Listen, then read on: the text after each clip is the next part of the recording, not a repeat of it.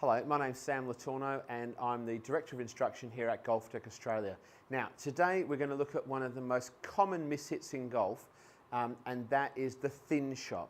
What I mean by a thin shot is this.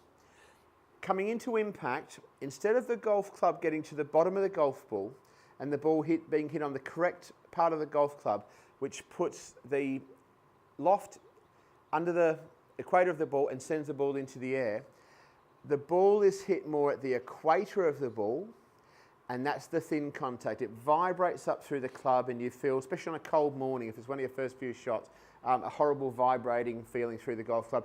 The ball typically comes out low and hot.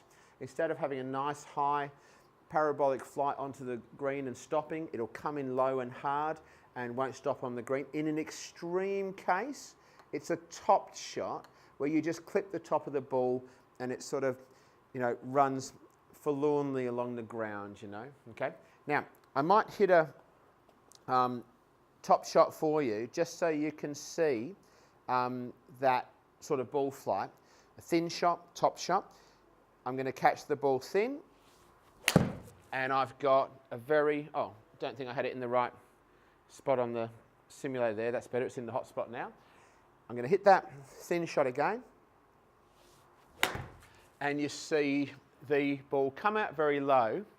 Now it's hard for you to see on the camera there, but there's a little trajectory graphic on the bottom of the screen there.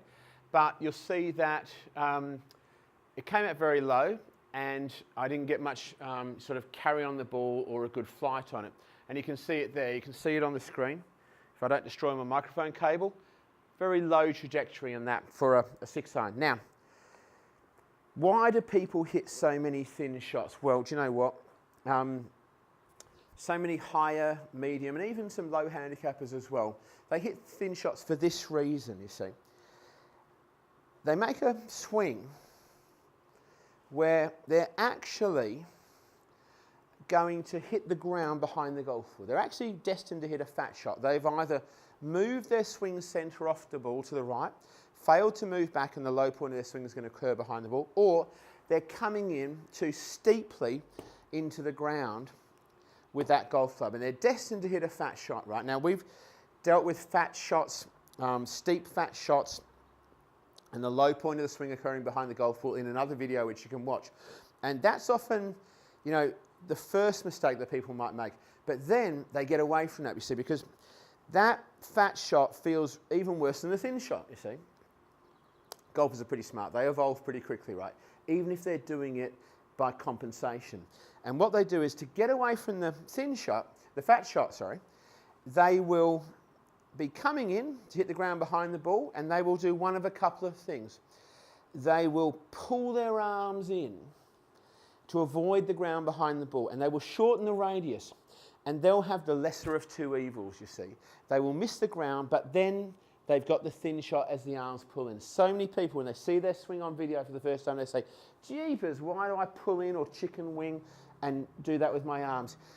They're reacting to previous fat shots, they're pulling the arms in, and now they've got thin shots, you see. Or we see people do this.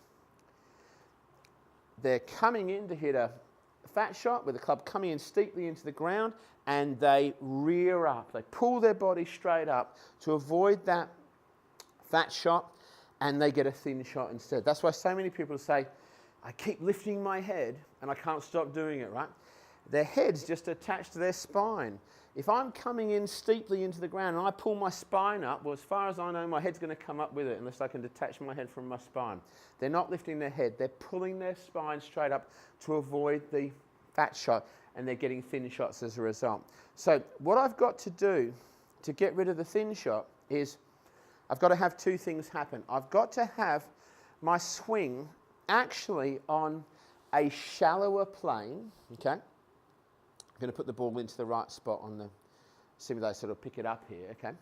And I've got to have the club coming in shallow, and I've got to have the bottom of my swing in the right place, which means I can't move off the ball to the right. I've got to stay central on my backswing, and I've got to move to the left on my downswing. Now, when I do that, suddenly I'm not going to hit a fat shot. And what we'll see a lot of people do is come in, they're about to make really good contact and they still pull the arms in or pull the body up, you see. So those golfers then need to do this. They've cured the fault, but they haven't cured the compensation that they've actually used to deal with that fault for years. So what they need to do is this. They need to set themselves at address when they're on a good plane and they're coming in to hit a good shot because they've shallowed out their angle of attack and they've got the bottom of the swing in the right place. They need to keep their spine angle through impact. They need to not pull up and they need to keep their arms a bit straighter, okay? I'll hit a shot where I'll come in and I'll try and keep my spine angle. Suddenly, I haven't hit the equator or the top of the ball, I've hit the bottom of the golf ball. That's if you're a serial pull-upper of the spine, right? Okay. How about if I pull the arms in? What's a good drill for that? Well, what I might do is hit some shots, and I'll hit one for you here now, where I finish just beyond impact with the arms extended and straight, you see. It's a wonderful governor at that point of my swing if my arms are straight, because there's a very good chance I would have them extended at impact.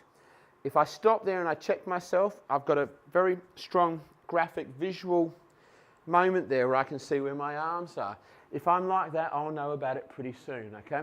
So, the thin shot, it comes from initially fat shots, but once you get away from that, you've got to cure yourself of pulling the body up or pulling the arms in.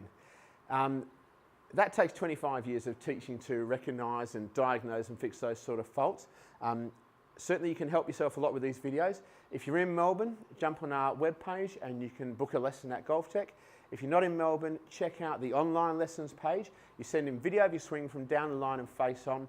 Our expert instructors will have a look at it, will provide the analysis and will provide the cure and send it back to you. And one way or another, we're going to fix your golf.